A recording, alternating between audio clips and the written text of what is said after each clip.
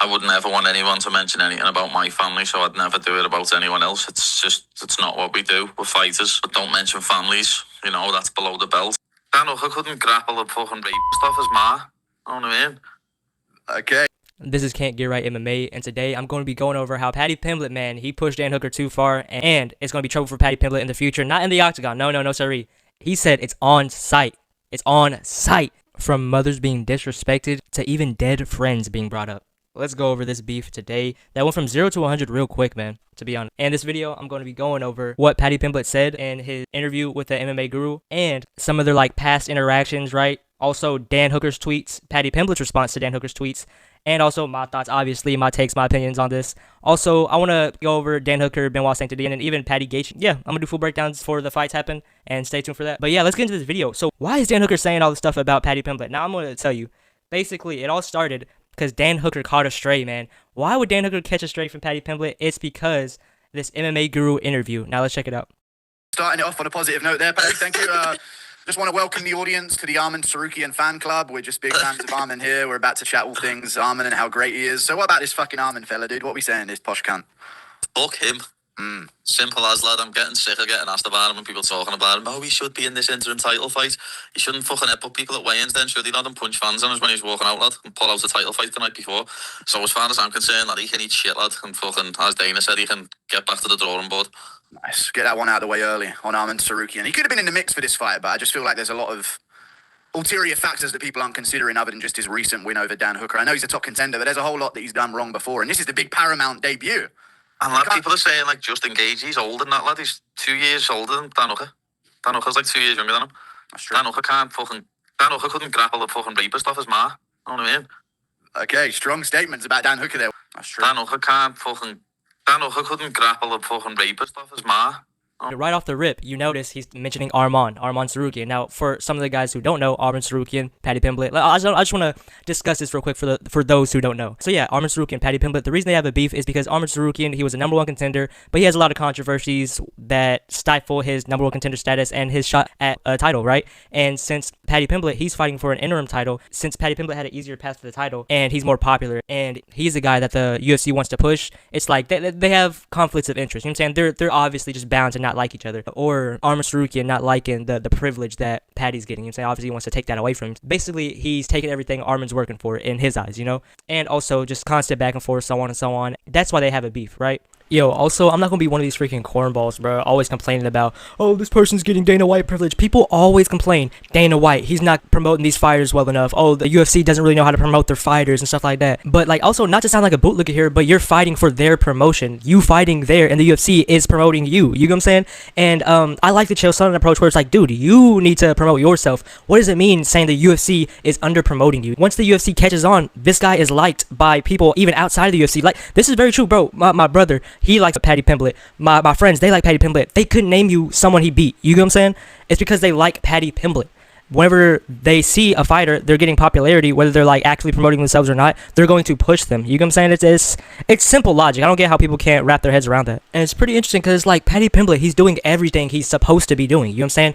He's a marauder. He has fun scraps. You know what I'm saying? And the striking and the grappling. You know what I'm saying? He's literally a marauder. And on top of that, he's marketable. He promotes himself with the YouTube channel, social media. Also, he calls his shots of what he wants. You know what I'm saying?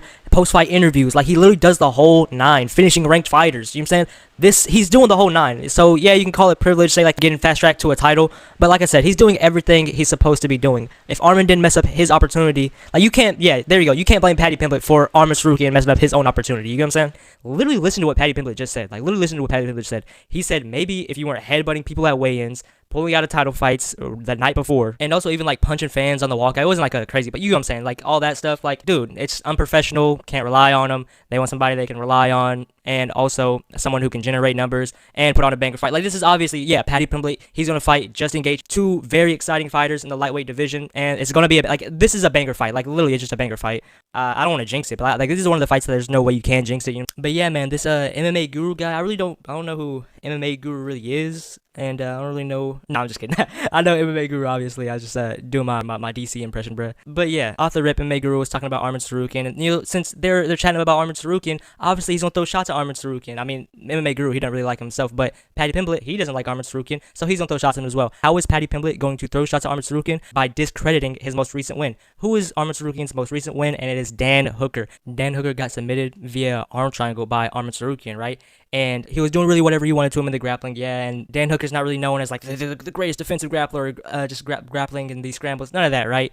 But dude, this when is that ever called for to say anything like that? To be honest, that's more of a stray at Dan Hooker than that is at Arman. You know what I'm saying? Like, if you want to discredit that win, discredit the win. It's easy. No diss to Dan Hooker. Like, obviously, I fuck with Dan Hooker, but what I'm saying is he has 14 wins inside the UFC, but he also has 9 losses inside the UFC. Well, now he has 9 losses officially. He had 8 before the fight with Arman. He's not like the elite of the fighters. You know what I'm saying? But you know what I'm saying, Arman Tsarukyan, he got active. He's just fighting somebody. You know what I'm saying? Even he was actively turning down Gamrot. But here soon, man, we're about to get into Dan Hooker's response and also Paddy Pimblett's response. Paddy Pimblett's response is pretty interesting, bro. I actually want to highlight that whenever I get to it. But also, I want to tell y'all, I'm not saying this is like something that's going to build up a fight, because these guys, they're never going to fight each other. You know what I'm saying? Like, I don't see how that would happen, them ever fighting each other.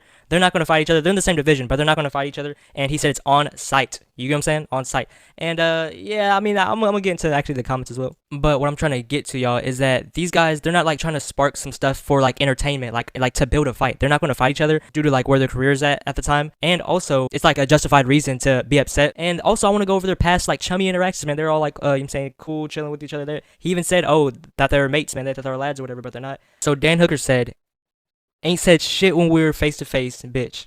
I thought we were mates, but you're not a very good mate, are you, Paddy? And he added Paddy Pimblett. And then he said, R.I.P. Ricky. Yeesh. Oh, so I'm gonna get into the video here soon. But Ricky, if y'all don't know, man, y'all probably seen this video like on y'all's timeline sometime, right? Whenever Paddy Pimblett, he submitted Jordan Levitt, during his post-fight press conference, he used that opportunity to spread awareness about like men's mental health and things of the sort. And like, so, you know what I'm saying? I don't know if I could say that on YouTube, but yeah, I'm gonna have to censor that. Suicide, you know what I'm saying? Stuff like that, and spreading awareness about that. And yeah, he said that one of his friends that day, he got a message that they committed, you know what I'm saying?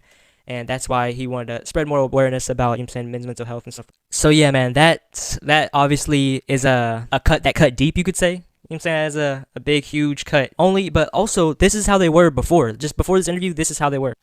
I don't actually give a fuck. I hate everyone ranked in front of me. Yeah, I like it. You know what I mean? You can make me then. If you're behind me, great bloke. Great bloke. Great bloke. Absolutely love it. The second you get above me, I'll fucking hate your guts. I hate that your head's attached to your body. I like the style. You know, chatting it up, bantering, you know what I'm saying? Obviously, you know what I'm saying, they're just like shit talking, but it's not real shit talk. It's just like, just bantering, you know what I'm talking about? Just yapping, oh, you know what I'm saying? You're ranked above me, oh, fuck you, you know what I'm saying? Like, you're just yapping, bro. And yeah, that's the video he linked when he said, you ain't said shit when we were face to face, and I thought we were mates, but we're not. You're not a very good mate, are you? And then he put in the, you know what I'm saying, the RP to bro. And after that, he put, it's on site, you fat bitch, and then he put the image of the context of why he's mad at Paddy Pimblett and why he said that. And now let's get into Paddy Pimblett's response. This is a weird response to Paddy Pimblett, from Paddy Pimblett, to be honest, because he said, Paddy Pimblett said, thought we couldn't be mates because I'm ranked above you, and like with laughing emoji, you took a hypothetical joke about how bad your grappling is and responded by talking shit about my mate who committed suicide. Now that's the lowest of the low, and on site is fine by me. You're utter dog shit at fighting. Damn, I didn't even remember that part. Damn. Yeah, damn. Imagine imagine an actual scrap going down. Like, I'm pretty sure there's going to be preventative measures making sure that doesn't happen. But dang, I don't think these guys are going to fight. Hopefully they don't, man. Hopefully they can settle their differences. But damn, like, this is kind of going pretty deep, pretty fast. You know what I'm saying? And but whenever it comes to this, you know what I'm saying, I just don't like, yeah, it was a joke, right? But like, you could have said literally anything else about Dan Hooker, you know what I'm saying? Why that specifically? And also, like, you're bringing his mom into that, and also you're bringing the, you know, like, come on, dude, like, that's like, but also, I'm not, listen here, I may be like soy, right? Like, but nah, dude, I'm not soy just because I can realize how that can make someone uncomfortable, you know what I'm saying, the way you're joking about their mom like that, you know what I'm saying? But whenever I first watched it, right, it wasn't like, like, it just hurt my fucking feelings, you know what I'm saying? When I first watched it, I was like, what the fuck, you know what I'm saying? Like, you know what I'm saying, semi-laugh, not really laugh, but you know what I'm saying, I was just, it's like, you know how you just laugh, like, due to shock. It was a shocking thing. That's why he said it in the first place. It was like, oh, what? Like, what? You know what I'm saying? Even MMA Guru had to fucking backcheck. Like, what the hell are you talking about? What? That's a pretty interesting way to start off in the damn first minute of the damn pod. But, yeah, it wasn't like hurt my feelings. Obviously, like the first thing I did, it was like, oh, that's crazy, and sent it to my friends. You know what I'm saying? And because like he's not talking about me and he's not talking about my mom, right? Obviously, I can understand that would upset him, and I'm not gonna just be like, oh, Dan Hooker's soft for taking offense. A hypothetical. It was a hypothetical joke. Like that's what I'm saying. Saying it like that, just framing it as a hypothetical joke. I mean, what else would he say? You know what I'm saying? Besides a hypothetical joke. But all right, I'm looking in the comments right now. This person said, brother, a hypothetical about his mother being blank, and then said what? And then another person said, try and understand why nobody sides with you in any situation. Another person said, a hypothetical joke about his mother being, like literally the same thing what the other person said.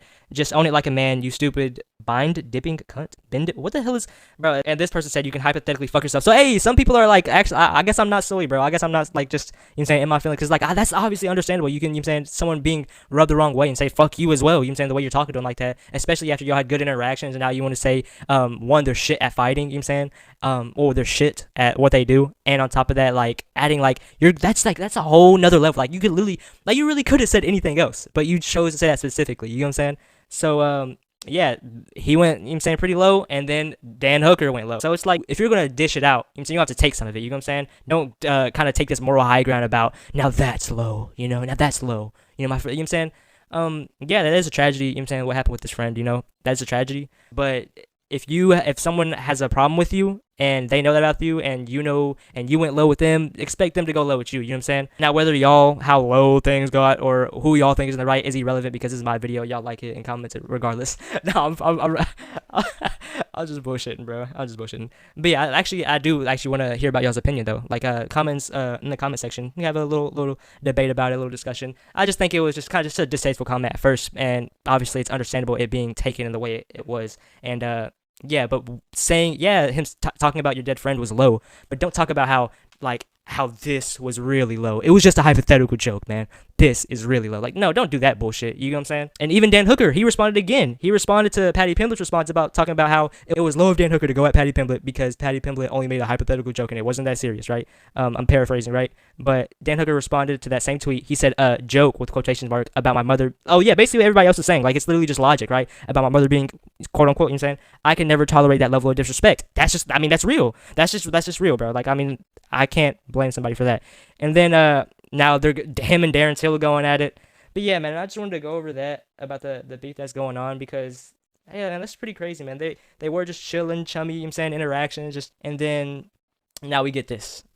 Yo, this is the end of the video. This is Can't Get Right MMA. I have it on the screen right now, just so y'all guys don't forget it. But I also want to, like, I do wonder what y'all's opinion on this is. So go ahead and type it in the comments. If y'all like my content in general, I have so many other banger videos. I actually have like actual real banger videos, not just like covering some like drama that's going on. Yeah, go check those out and like, subscribe, and turn on notifications so you can get notified the next time I upload again. I need 50 subscribers also to be able to stream on YouTube. And once I start streaming, bruh, I've been telling y'all, y'all gonna know.